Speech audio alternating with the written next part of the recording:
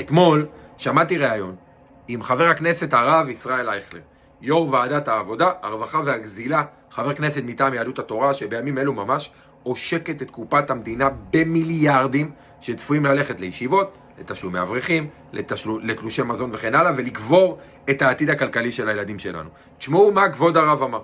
במדינת ישראל, החרדים משלמים הכי הרבה פחות ניסים במדינה, לוקחים הרבה ונותנים מעט, תגידו לך. תגידו להם שהם שקרנים, והגויים אמרו את זה בכל הדורות. אנחנו מממנים אותם, זה הטעות. אתה מממן את אלו שלומדים באוניברסיטה? ודאי, מהמיסים שלי. איזה מיסים? יגידו לך, החרדים לא עובדים. איזה מיסים? על איזה מיסים מדבר? אנשים עובדות 80%. קודם כל, גם החרדים הלא עובדים, רוב המיסים של המדינה, זה מיסים עקיפים מה שנקרא, זה מה שאני קונה. מי שקונה דירה, קונה לחם, משלם יותר מ-50% למדינה, לאותם פקידים ולאותם אנשים פרזיטים שלא עובדים. הם לא עובדים. עכשיו, חוץ מזה, הציבור החרדי ברובו עובד פיזית, קשה. אתה אומר שהחרדים מממנים את החילונים? בוודאי, בלי שום ספק, בפרט הילדים. הרי אבסורד פה הוא כל כך גדול. נכון שיש קבוצה שנקראת, אני רוצה לתקן משהו. רוב המיסים של המדינה זה מ10% של העשירים וההייטקיסטים וההון הגדול. העובדים, השכירים, חרדים וחילונים לא ממלאים אפילו 10% מהמיסים. כך שאם אני אומר שהחרדים מממנים את החילונים, אני מתכוון בלבל של התשלומי מיסים הקטנים. המס הגדול שבא מהחברות, שזה 90% מהכנסות המדינה, זה לא חרדים ולא חילונים. אז ראיתי את זה, ואמרתי וואלה, אולי יש משהו בדברים שלו, בכל זאת הבן אדם רב, חבר כנסת כבר 20 שנה, אז יצאתי לבדוק את הנתונים, ותשמעו קטע, כבוד הרב הוא שקרן, לא סתם שקרן, שקרן בן שקרן. למה? הנה הנתונים. קודם כל, מבחינת שיעור ההכנסות של המדינה, אז מס חברות זה לא 90%, זה סך הכל 10%.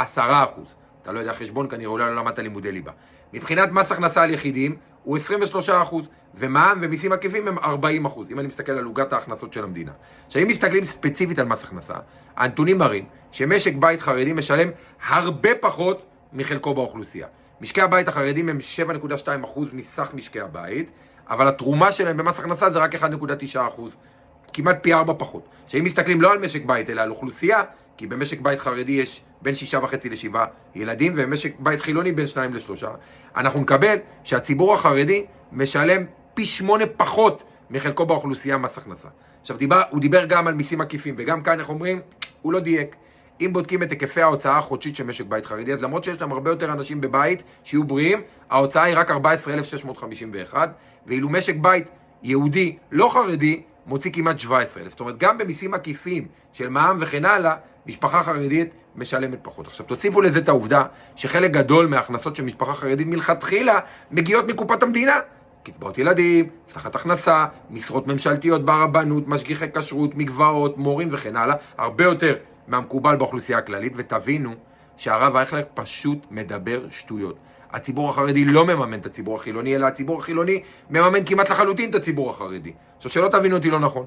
אני בעד לימודי תורה בהיקף כזה או אחר. אני גם בעד לאפשר לחרדים לחיות באורח חיים שנוח להם. הכל סבבה. אבל אולי, אם הרב אייכלר וגדולי הדור ששולחים אותו לכנסת ילמדו את הנתונים, אז הם יבינו שכבר היום, עוד לפני התקציב הביזיוני הזה, הציבור החילוני בישראל מממן את החרדים בצורה חסרת תקדים וכמעט מוחלטת.